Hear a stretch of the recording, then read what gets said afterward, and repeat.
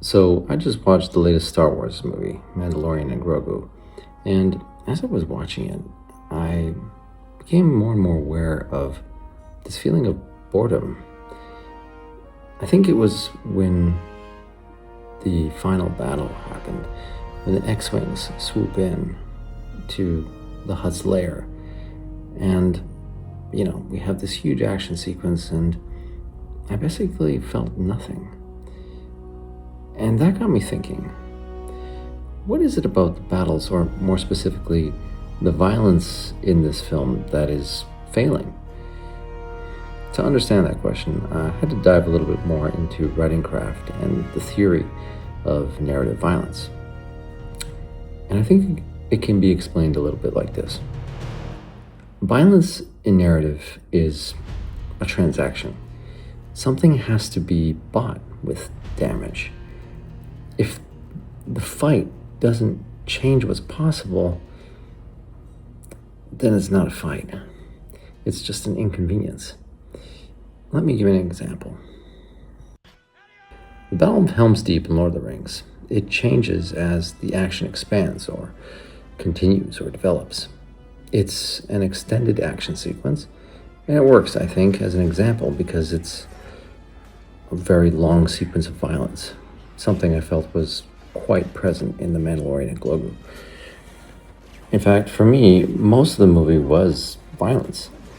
So looking at Helm's Deep, where half of the movie is the same thing, I was wondering, why does that movie, The Two Towers, feel different? Well, I think it's this. The violence in Helm's Deep has what I might refer to as internal differentiation. There is escalation, cost, and a change of the state of the violence throughout the sequence.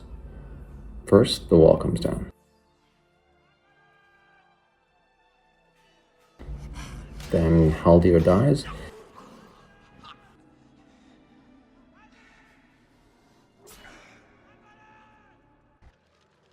Then the Hornburg is breached.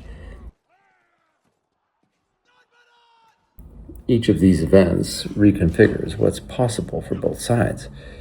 The violence at Helm's Deep, therefore, is a sequence of transformations, not just something happening. Now, gunfighters are the types of characters, or maybe even archetypes, that can't be touched because they're kind of a sealed unit. They can't be eroded by what's around them. They have a code, and they don't pay any costs. They just need to follow their code. And what happens is they reshape the world around them without changing themselves. Their ability to commit to violence successfully is a kind of armor they wear, and it also protects them. The difference with The Mandalorian is that what made the show so great was that Grogu was something that this violence could not protect. He was a crack or a wound in the armor of the gunfighter. There was something outside the violence, the child, the obligation, that impossibility of being both the Mandalorian and a father was something that violence could not resolve. And because of that, violence in The Mandalorian had stakes. The premise of the show had a contradiction that the violence couldn't reach. And that was the Western genre doing something different. That was the show working. But then the whole premise runs into a problem because by season 3, the relationship between the Mandalorian and Grogu has stabilized. Grogu is the apprentice. He has chosen the way of Mandalore over the way of the Jedi. And they become an operational duo. So that contradiction, the earlier one from seasons 1 and 2, that made Din Djarin a tragic Western figure, it's gone. And there's the actual problem that the entire premise of the film ran into. By season 3, The relationship between the Mandalorian and Grogu has already stabilized. And the entire destabilization of the Mandalorian's life was balanced. Grogu and the Mandalorian worked together operationally, and the contradiction that made Din Djarin a tragic Western figure, asking the question, can this man be a father without ceasing to be what he is, was already answered. Now, a theatrical release of The Mandalorian and Grogu needs to be legible to audiences who haven't watched the show. But for those who have watched the show, you also can't reset what 2 seasons spent sealing or working out. We can't just start the movie with the Mandalorian and Grogu not working together. That defies the whole premise of the film and even the title. So we start the film essentially with no stakes. The Mandalorian and Grogu are already a duo, and there's nothing that threatens the archetype of the gunfighter. He just has a sidekick. And the violence that they carry out, as per the expectation inherent to the title, is such that they're going to be successful together. The structure of the film, therefore, is dead before it even starts. And the result is that all the violence in the film is essentially the same. It's what we might think of as the same temperature. It gives off the same heat, or to use a scientific term, it's isothermic. And so nothing the violence does changes what the next bit of violence could do. It's window dressing, not events. And that's why I think it was boring. But what's interesting isn't that the gunfighter archetype that makes violence in the film is isothermic in and of himself. It's just that the relationship that made the archetype different, tragic, and dramatically compelling is already resolved into a working partnership. And that happens before the film begins.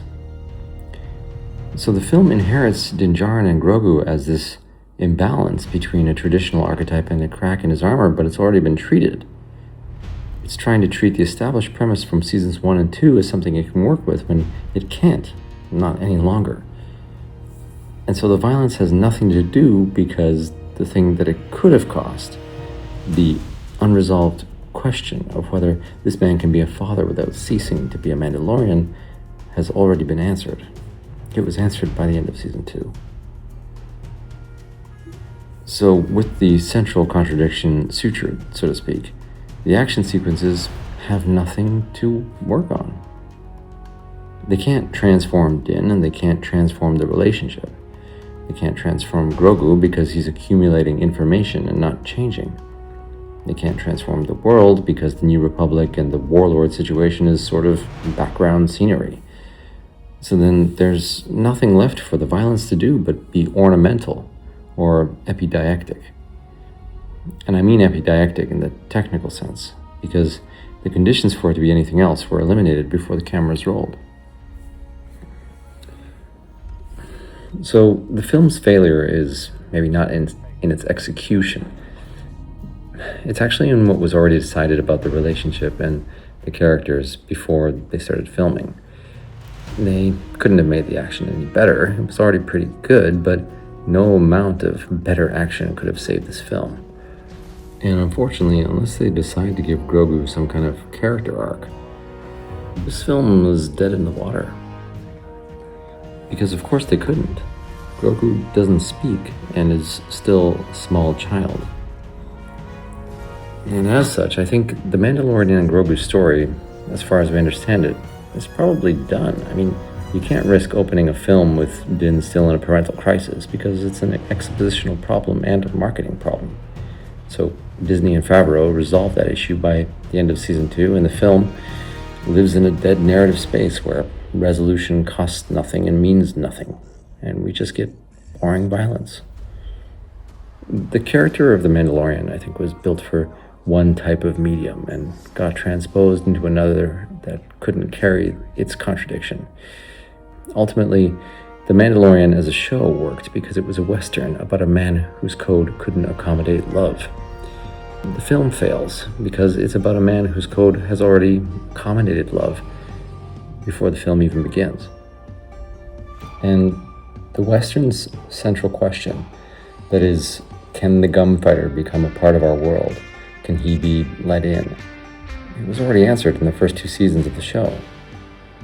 The film is what happens after an archetype like Shane stays, which is to say, it's not a Western at all, just a man with a gun and a kid doing things. Hey guys, thanks for watching. I know it's been quite a while since I last posted a video. In fact, I think it's been about 3 years. And the reason is simple. I've been writing. I finished one manuscript for a novel called The Rising Sun of the West. But after reviewing it, I realized it needs quite a bit of rewriting and some structural work. And so I got inspired to write its prequel called The Butterfly in Winter. And its basic premise is that a samurai comes to the Wild West. It's about a lot more than that actually, but you'll have to see. I'm about 2/3 of the way through. I'm really excited about it. It's taking a lot of time and a lot of research, but I know this one is going to be really good. So stay tuned, subscribe to keep updated, and thanks for watching.